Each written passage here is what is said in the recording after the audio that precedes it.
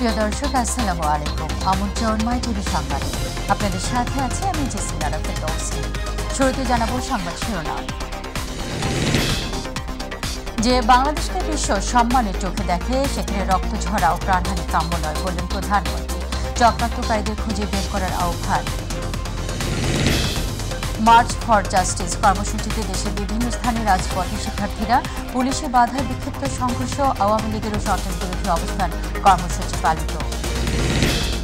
কোটা আন্দোলনকে কেন্দ্র করে সহিংসতায় 4 শিশু মৃত্যুর ঘটনায় বিচার বিভাগীয় তদন্ত ও পরিবারের ক্ষতিপূরণ চেয়ে হাইকোর্টের রিট। 2 সপ্তাহ পর চালু হলো ফেসবুক, ইউটিউব সহ টিকটক ও বিভিন্ন সামাজিক মাধ্যম। দ্রুত স্বাভাবিক হবে ইন্টারনেটের গতিও। রোববার থেকে খুলছে 12 সিটি কর্পোরেশন ও নরসিংদী পৌর এলাকা ব্যতীত সব প্রাথমিক বিদ্যালয়। স্বাভাবিক সময়ে চলছে সরকারি বেসরকারি অফিস।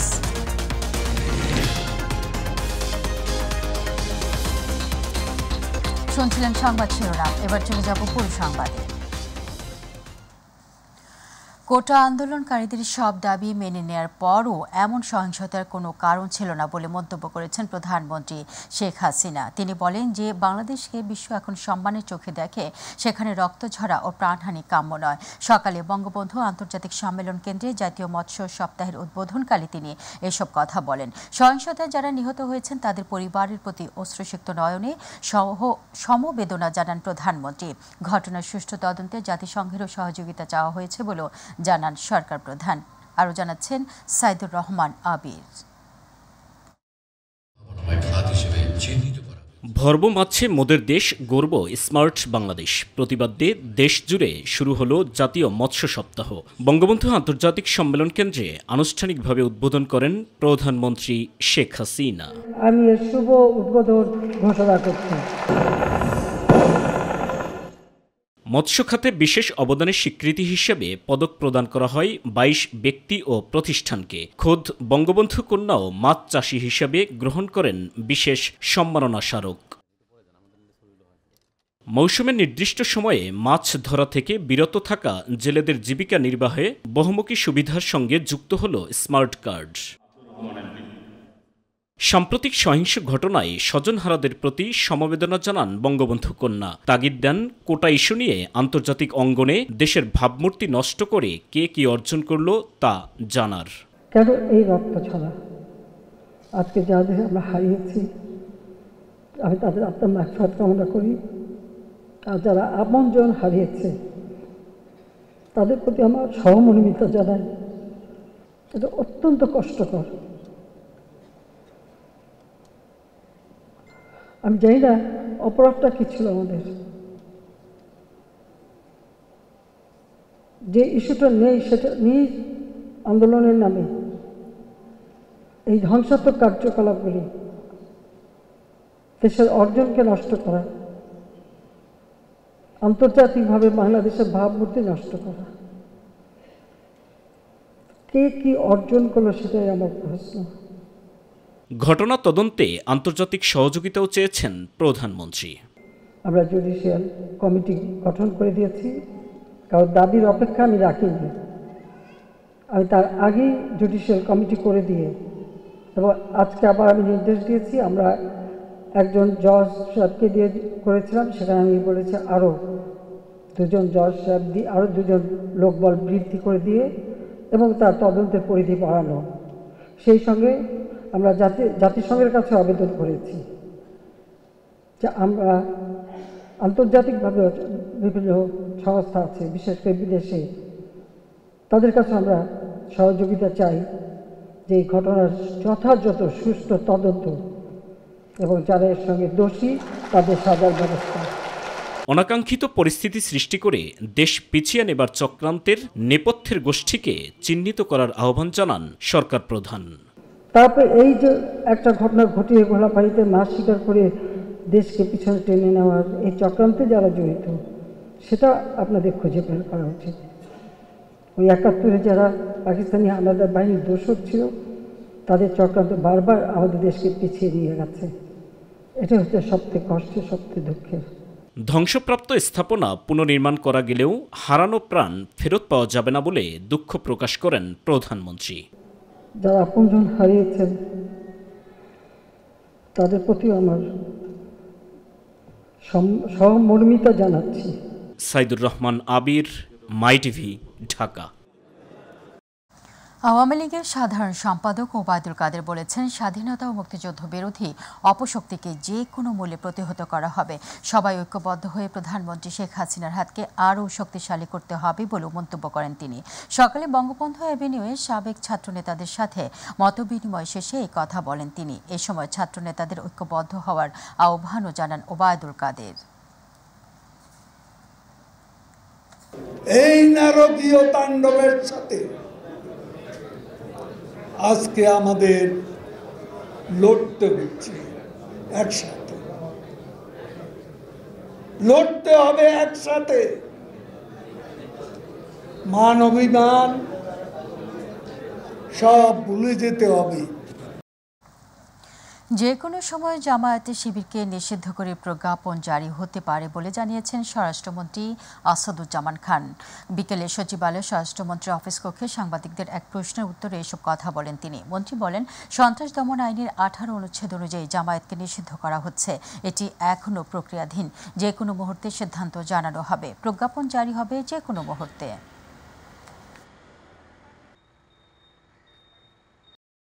সারা দেশে ছাত্র জনতা হত্যা, গণগ্রেফতার, হামলা, মামলা, গুম এবং খুনের প্রতিবাদে ও জাতিসংঘ কর্তৃক তদন্তপূর্বক বিচারের দাবিতে এবং ছাত্র সমাজের 9 দফা দাবি আদায়ের লক্ষ্যে দেশের সব আদালত প্রাঙ্গণে মার্চ ফর জাস্টিস কর্মসূচি ঘোষণা করে বৈষম্য বিরোধী ছাত্র আন্দোলন।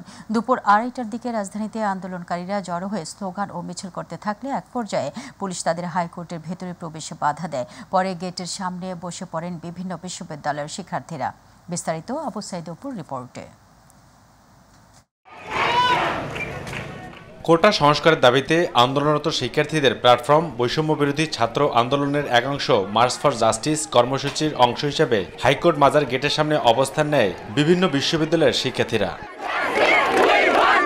দুপুর 2:30টার দিকে তারা সেখানে জড়ো হয়ে স্লোগান ও মিছিল করতে থাকলে এক পর্যায়ে পুলিশ তাদের হাইকোর্টের ভেতরে প্রবেশে বাধা দিলে তারা গেটের সামনে বসে পড়েন। এ সময় বেশ কয়েকজন ছাত্রকে পুলিশ আটক করলে উত্তেজনা ছড়িয়ে পড়ে। পরে শিক্ষার্থীদের তোপের মুখে আটককৃতদের ছাড়তে বাধ্য হয় পুলিশ। এ সময় বিশ্ববিদ্যালয়ের শিক্ষকরাও তাদের এই দাবির প্রতি সমর্থন জানান। তোমাদের দাবি ন্যায়সঙ্গত, এই ন্যায়সঙ্গত ন্যায্য দাবির সাথে আমরা সবসময় আছি। আর এদিকে পরিস্থিতি নিয়ন্ত্রণে রাখতে শতাধিক পুলিশ ও বিজিবি সদস্য মোতায়েন রয়েছে। সবাই সুন্দর করে চলে যাবে, আমি ছেড়ে দিব, আমি বলে দিছি সবাই চলে যাবে, আমি সুন্দর করে ছেড়ে দিব। তবে আটককৃত শিক্ষার্থীদের মুক্তি, শিক্ষার্থীদের উপর গুলি বন্ধের নির্দেশ আছে, রায় ঘোষণা সহ বেশ কয়েকটি দাবি নিয়ে মার্চ ফর জাস্টিস কর্মসূচিতে অংশ নেয় শিক্ষার্থীরা। আমাদের একটা আন্দোলনকে ঘিরে আমাদেরকে যেভাবে হয়রানি করছে, এটা পাখানাদার বাহিনীর থেকেও নির্মম, নির্লজ্জকর, ধিক্কারজনক। আজকে আমরা এখানে এসেছি শান্তিপূর্ণভাবে আন্দোলন করার জন্য, শান্তিপূর্ণভাবে জানান দেওয়ার জন্য বিচার বিভাগকে যে আমরা মার্চ ফর জাস্টিসের জন্য এখানে এসেছি, কিন্তু তারা শিক্ষার্থীদের কোনোভাবে আসতেই দিচ্ছে না। পুলিশের বাধা ছিল, শত বাধা অপেক্ষা করে ছাত্ররা এইভাবে রাজপথে আসবে, সামনে অব্যাহত রাখবে আমাদের কর্মসূচিগুলো।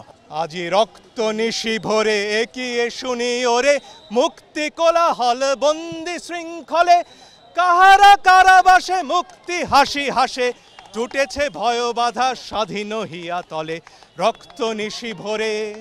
আবু সাইদ অপু, মাই টিভি, ঢাকা।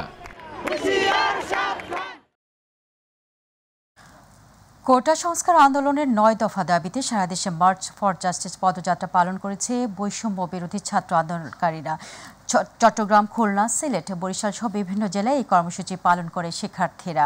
কর্মসূচি পালনকালে কয়েকটি স্থানে আন্দোলনকারীদের সাথে পুলিশের ধাওয়া, পাল্টা ধাওয়া ও বাকবিতণ্ডার খবর পাওয়া গেছে।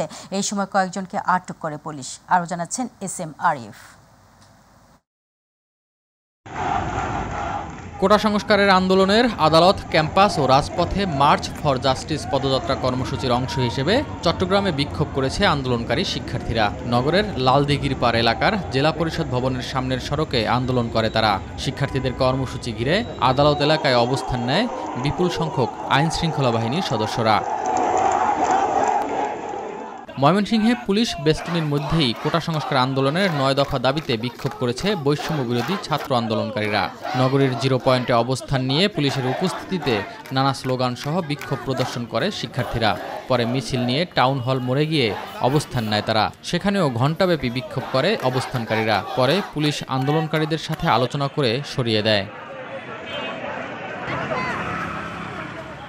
খুলনায় 9 দফা দাবিতে বৈষম্য বিরোধী ছাত্র আন্দোলনের মার্চ ফর জাস্টিস কর্মসূচিতে পুলিশের সঙ্গে শিক্ষার্থীদের সংঘর্ষের ঘটনা ঘটে। এ সময় সেখান থেকে পুলিশ কয়েকজনকে গ্রেফতার করে। নগরীর শিববাড়ি, রয়্যাল মোড়, 7 রাস্তা মোড়, ময়লাপোতা মোড়ে অবস্থান নিয়ে বিভিন্ন ধরনের স্লোগান দিতে থাকে শিক্ষার্থীরা। রাস্তা অবরোধের চেষ্টা করলে নগরীর ময়লাপোতা মোহন এলাকায় পুলিশের সঙ্গে শিক্ষার্থীদের সংঘর্ষ হয়। সারা দেশে শিক্ষার্থীদের মুক্তি এবং 9 দফার দাবিতে বৈষম্যবিরোধী ছাত্র আন্দোলনের ব্যানারে বরিশালে মার্চ ফর জাস্টিস কর্মসূচি পালনের সময় ধাওয়া পাল্টা ধাওয়ার ঘটনা ঘটেছে। পরে শিক্ষার্থীরা সদর রোড, কাকলির মোড়, ফজলুল হক অ্যাভিনিউতে রাস্তা দখল করে প্রতিবাদ জানালে পুলিশ 10 জনকে আটক করে। পুলিশের দাবি, আটককৃতরা কেউই শিক্ষার্থী নয়। হবিগঞ্জে মার্চ ফর জাস্টিস কর্মসূচি পালন করেছে শিক্ষার্থীরা। শহরের বৃন্দাবন সরকারি কলেজের সামনে সড়ক অবরোধ করে তারা এই কর্মসূচি পালন করে। এ সময় সাধারণ শিক্ষার্থীদের ব্যানারে 9 দফা দাবিসহ বিভিন্ন ধরনের স্লোগান দেওয়া হয়। কর্মসূচি চলাকালীন পুলিশ, বিজিবি সহ বিভিন্ন আইন শৃঙ্খলা রক্ষাকারী বাহিনীর সদস্যরা সতর্ক অবস্থানে ছিল। প্রায় 2 ঘন্টা সড়ক অবরোধ করে চলে তাদের এই কর্মসূচি। সিলেটে কোটা ইস্যুতে আন্দোলনরত শিক্ষার্থী ও পুলিশের মাঝে ধাওয়া পাল্টা ধাওয়ার ঘটনা ঘটেছে। মহানগরের সুবিধাবাজার এলাকায় এই ঘটনা ঘটে। কোটা ইস্যুতে মার্চ ফর জাস্টিস কর্মসূচি পালনে সিলেটের শাহজালাল বিজ্ঞান ও প্রযুক্তি বিশ্ববিদ্যালয়ের গেট থেকে শিক্ষার্থীরা পায়ে হেঁটে মিছিল নিয়ে মহানগরের বন্দরবাজারের দিকে রওনা হয়। পরে ধাওয়া পাল্টা ধাওয়ার এই ঘটনা ঘটে। 2 দফা পুলিশের ব্যারিকেড ভেঙে বিক্ষোভ মিছিল করেছে ঠাকুরগাঁওয়ের সাধারণ শিক্ষার্থীরা। শহরের আর্ট গ্যালারি চত্বরে জড়ো হয়ে বিক্ষোভ নিয়ে এগিয়ে যাবার সময় পুলিশি বাধার মুখে পড়ে তারা। এ সময় পুলিশের ব্যারিকেড ভেঙে পৌরসভার গেটের দিকে যায় আন্দোলনরত শিক্ষার্থীরা। পরে শিক্ষার্থীরা পুনরায় পৌরসভার গেটের সামনে গিয়ে প্রায় ঘণ্টাব্যাপী অবস্থান নিয়ে আন্দোলন করে। 9 দফা দাবিতে চাঁদপুরে বিক্ষোভ করেছে কোটা বৈষম্য বিরোধী ছাত্র আন্দোলনকারীরা। জেলা প্রশাসক কার্যালয়ের সামনে কুমিল্লা চাঁদপুর আঞ্চলিক মহাসড়কের চেয়ারম্যান ঘাট এলাকায় তারা এই কর্মসূচি পালন করে। বৈরী আবহাওয়ায় বৃষ্টিতে ভিজে প্রায় 2 ঘণ্টাব্যাপী বিক্ষোভ এবং দাবি বাস্তবায়নে বিভিন্ন স্লোগান দেন আন্দোলনকারীরা। এই কর্মসূচিতে চাঁদপুরের বিভিন্ন শিক্ষা প্রতিষ্ঠানের শিক্ষার্থীরা অংশগ্রহণ করে। 9 দফা দাবি আদায়ের লক্ষ্যে জাহাঙ্গীরনগর বিশ্ববিদ্যালয়ে মার্চ ফর জাস্টিস কর্মসূচি পালন করেছে আন্দোলনরত শিক্ষার্থীরা। বিশ্ববিদ্যালয়ের মুরাদ চত্বর থেকে বৈষম্য বিরোধী ছাত্র আন্দোলনের ব্যানারে মার্চ ফর জাস্টিস কর্মসূচির বিক্ষোভ মিছিল শুরু হয়। মিছিলটি ক্যাম্পাসের বিভিন্ন সড়ক প্রদক্ষিণ করে একই স্থানে এসে শেষ হয়। পরে সেখানে গণস্বাক্ষর কর্মসূচি পালন করা হয়। SM Arif, MyTV. কোটা সংস্কার আন্দোলনের নামে দেশ জুড়ে সহিংসতা, অগ্নিসংযোগ, হত্যা, চোরাগুপ্ত হামলা ও ধ্বংসযজ্ঞের প্রতিবাদে দেশের বিভিন্ন স্থানে প্রতিবাদ মিছিল, সমাবেশ ও অবস্থান কর্মসূচি পালন করেছে আওয়ামী লীগ ও সহযোগী রাজনৈতিক দলগুলো। লক্ষ্মীপুরে প্রতিবাদ মিছিল, সমাবেশ ও অবস্থান কর্মসূচি পালন করেছে যুবলীগের নেতাকর্মীরা। টাঙ্গাইলে শহর আওয়ামী লীগের উদ্যোগে প্রতিবাদ সভা ও অবস্থান কর্মসূচি পালিত হয়েছে। একই সঙ্গে জেলা কেন্দ্রীয় শহীদ মিনারে এই কর্মসূচি পালন করা হয়। ব্রাহ্মণবাড়িয়ায় জাতীয় মৎস্য সপ্তাহের আলোচনায় গৃহায়ন ও গণপূর্ত মন্ত্রী আম ওবায়দুল মোক্তাদির চৌধুরী MP বলেছেন, বিএনপি জামায়াত কোটা আন্দোলনের সুযোগে দেশে অস্থিতিশীল অবস্থার সৃষ্টি করেছে।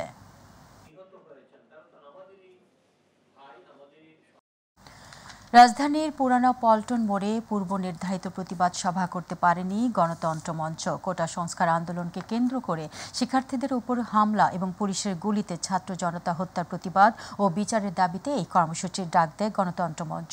পুলিশ ওই এলাকা ঘিরে রাখায় সেখান থেকে বেশ খানিকটা দূরে গিয়ে অবস্থান নিয়ে মঞ্চের নেতারা অভিযোগ করেন, সারা দেশকে সরকার মৃত্যুর উপত্যকায় পরিণত করেছে। বিস্তারিত মাহবুব সৈকতের রিপোর্টে। রাজধানীর পল্টন মোড়। কোটা সংস্কার আন্দোলন কেন্দ্র করে শিক্ষার্থীদের উপর হামলা এবং ছাত্র জনতা হত্যার প্রতিবাদ ও বিচারের দাবিতে এখানেই প্রতিবাদ সমাবেশ করার ঘোষণা ছিল গণতন্ত্র মঞ্চের। কিন্তু নির্ধারিত সময়ের আগেই ঘোষিত স্থানটিতে অবস্থান নেয় বিপুল সংখ্যক পুলিশ। পরে অদূরে বিজয়নগর সড়কের পাশে একত্র হয়ে গণমাধ্যমের সাথে কথা বলেন গণতন্ত্র মঞ্চের নেতারা। সারা দেশ আজকে এক মৃত্যু উপত্যকায় পরিণত হয়েছে। সরকার এত লাশের মিছিল তাকে ঢাকার জন্য আজকে আমরা দেখছি তারা নানান রকম রাজনৈতিক কৌশল ব্যবহার করছে।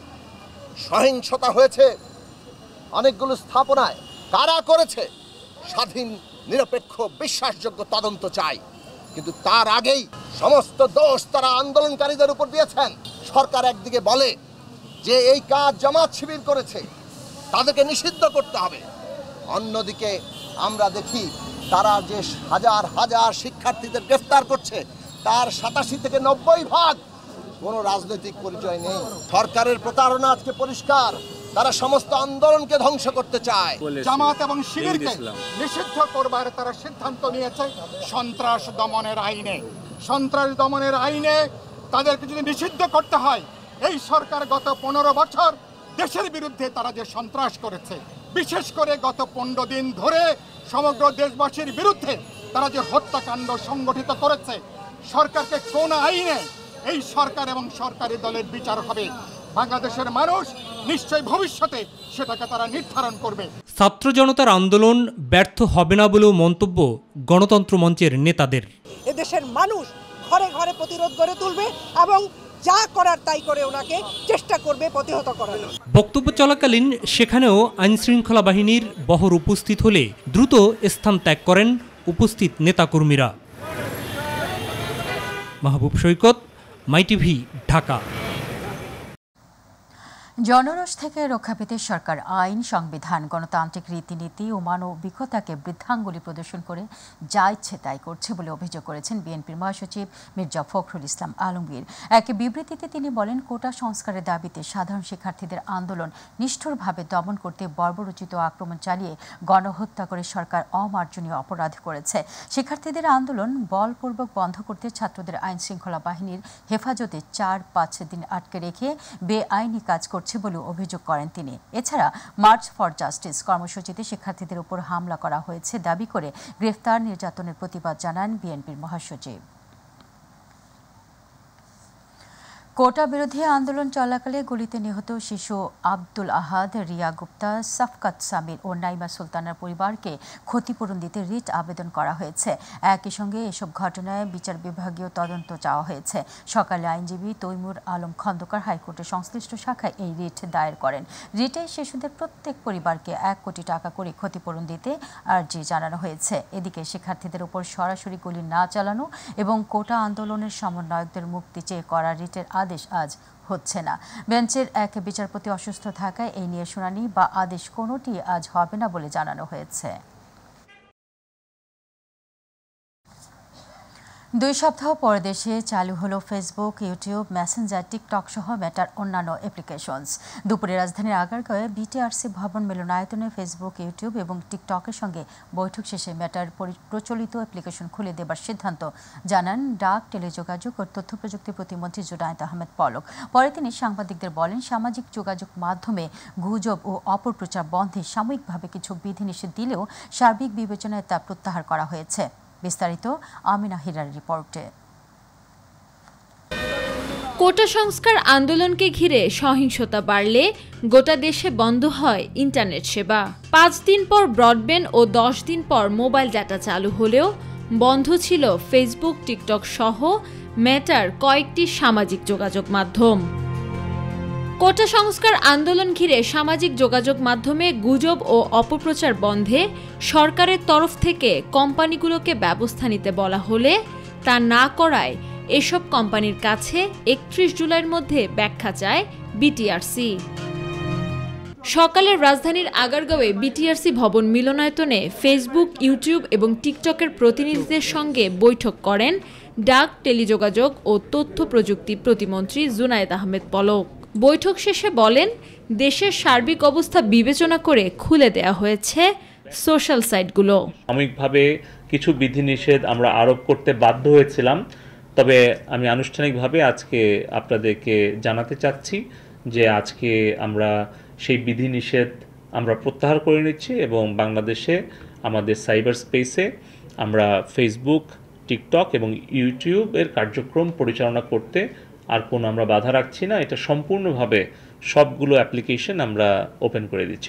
প্রতিমন্ত্রী আরও বলেন, আন্দোলনকে কেন্দ্র করে অনেকেই গুজব ছড়িয়েছে এসব অ্যাপ্লিকেশনসে।